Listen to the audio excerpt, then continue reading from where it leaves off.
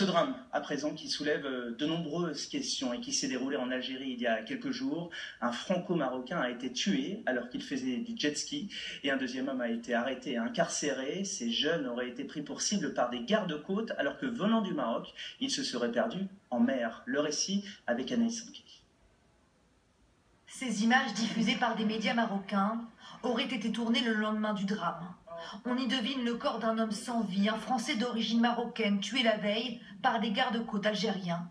Nous sommes à quelques kilomètres de cette plage très prisée des touristes, au Maroc, tout près de l'Algérie.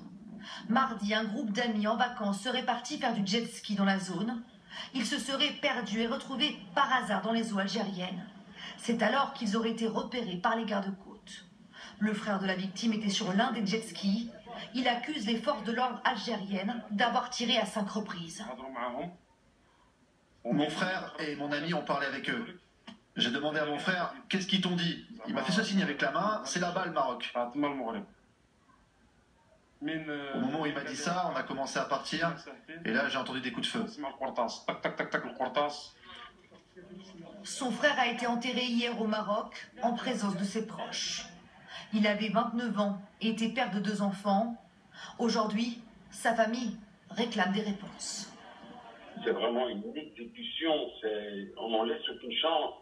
On ne veut même pas qu'ils survivent, on ne veut même pas les juger, on ne veut même pas les entendre. C'est ça, c'est là le coup de colère qu'on a en soi. Le parquet de Paris a indiqué avoir été avisé par le Quai d'Orsay du décès d'un ressortissant franco-marocain près des côtes algériennes. Selon les médias locaux, un deuxième homme a été tué lors de cette sortie en jet ski. Il s'agirait d'un Marocain. Pour l'instant, ni l'Algérie ni le Maroc n'ont souhaité commenter cette affaire, mais ce drame survient dans un contexte de vive tension entre les deux pays.